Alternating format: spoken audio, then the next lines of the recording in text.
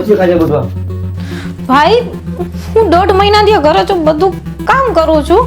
મેં આ 3 વર્ષ મહેનત કરી છે. મારે બસ આ કોલેજનું જે છેલ્લું વર્ષ છે ને એ પૂરું કરવું છે. તમે બસ મને આ વર્ષની હે ને કોલેજનું વર્ષ કાંઈ પૂરું કરવાની જરૂર નથી. સાસરે જાશો ને ત્યાં ભણતર કામ નહીં આવે. જે ઘરનું કામ કર્યું હશે ને શીખશો ને એ જ કામ આવશે. નકર ચેતન કાલ સવારે માણસો આપણને સંભળાવી જશે કે મા બાપ વગરની છોકરી હતી ને ભાઈ ભાભીએ કઈ ધ્યાન જ નથી આપ્યું. બરોબર છે કાજલ. આપણે આખી જિંદગી સાંભળવું પડશે બધાયનું. ભાઈ મને ઘરનું બધું કામ આવડે છે અને હું સામું ભાભીને બધું કામ શીખડાવું છું. અને તમે ઈ એમ કહે છે ભાભી, તમે એમ કહો છો કે હા બરોબર છે. મારે ચેતન ઈ કામ શીખવાડતા હોય તો ઈ જ કામ ન કરી લે. આખો દિવસ ઘરમાં હું કામ કરું છું, એને બસ એનો ફોન, એની બેનપણીઓ અને એના ભણતરમાંથી જ ટાઈમ નથી. ખાલી એને કહેવા પૂરતા ઘરે જ છે દીદી, બાકી આખો દી ચોપડા લઈને મોબાઈલમાં જ હોય છે, કાંઈ ઘરનું કામ કરતા નથી. ભાભી તમે આટલું બધું શું કામ ખોટું બોલો છો ભાઈ? 100 વાતની એક વાત, ભણવાનું કાંઈ કરવાનું જ નથી. ભાઈ મારે ખાલી આ છેલ્લું વર્ષ છે, મારી પાસે 6 મહિના છે અને મારે બસ આ 6 મહિના મારા કમ્પ્લીટ કરવા છે બસ. હવે તમે તમારી રીતે જોઈ લો. હું વિચારીશ કે રીતના કરવું, શું કરું.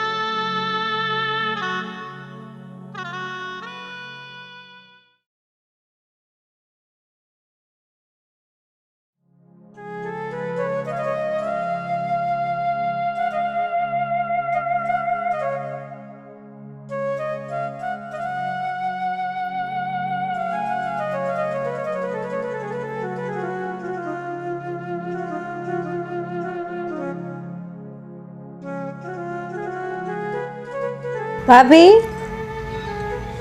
ભાભી ભાભી શું છે પણ ભાભી ભાભી પતારીમાં શું તે સખ નથી. ભાભી મને મજા નથી, મારે દવા લેવા જવી છે. હાલો ને આપણે લઈ આવી ડોક્ટર પાસેથી.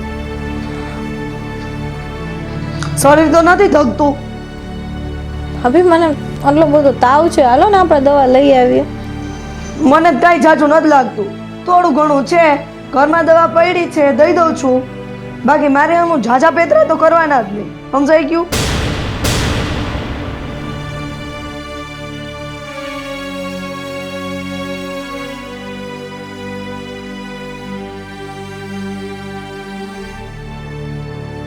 લ્યો આ દવા ખાઈ લેજો. હા ભાભી.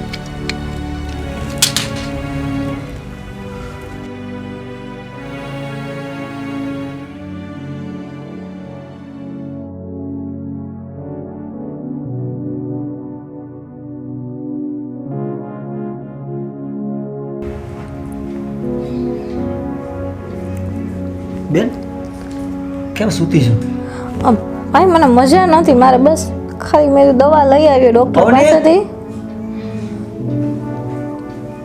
અને મજા નથી ને? તાવ આવે તો જોતી નથી તું? ચુગલી ચાલુ. એને તમને કીધું નહીં કે મેં એને ઘરમાં પડી હતી દવા દઈ દીધી? તમે જુઓ ખાલી, નોર્મલ એવો તાવ છે. આ તાવ તો નોર્મલ છે, વાંધો નહીં. હા મેં દવા દઈ દીધી છે. આપણને તાવ આવે તો આપણે એ દવા પીને જ આપણે હલાવી છીએ. અને એટલો બધો એનો પગાર નથી કે આપણે ઘડીએ ઘડીએ દવાખાના દોડા કરી. બરાબર છે?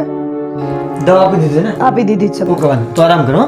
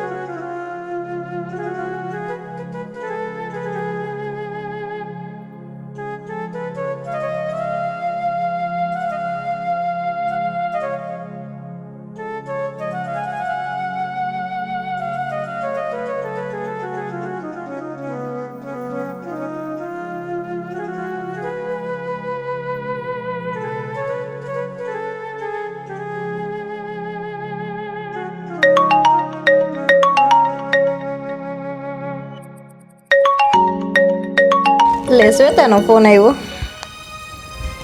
હા શ્વેતા બોલ બોલ. બસ મજામાં હો, બોલ બોલ તું. નહીં બસ કોલેજ હવે આવતા અઠવાડિયેથી ચાલુ કરીશ હો. હા ના બસ એમ જ, એટલે કે થોડાક દિવસ છે ને હું આરામ કરી લઉં. મને થોડોક એવો નહીં જેવો છે ને તાવ આવ્યો હતો, તો બસ મને ભાઈને ભાભી છે ને હોસ્પિટલથી હજી લઈને આવ્યા. હા ના બહુ ધ્યાન રાખે છે મારા ભાઈને ભાભી.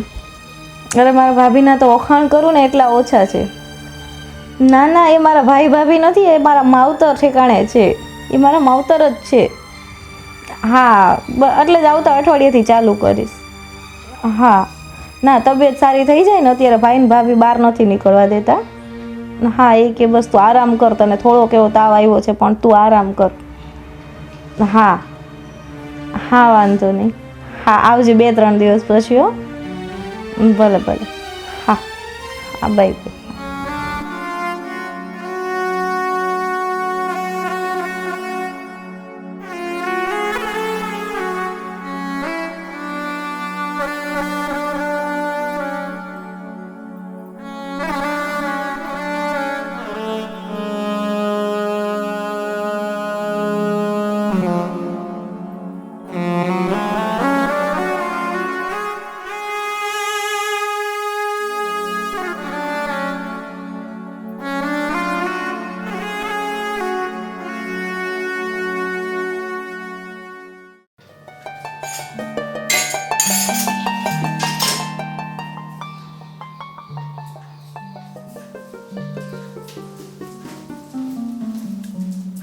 શું મોઢું લટકાવીને બેઠા છો?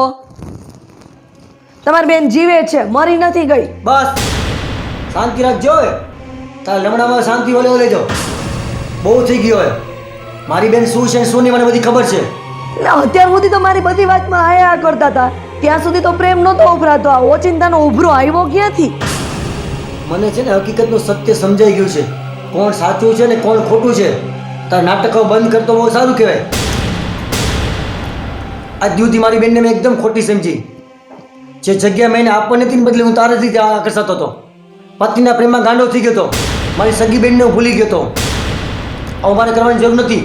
પણ હા હવે મને પૂરી ભાન આવી ગઈ છે.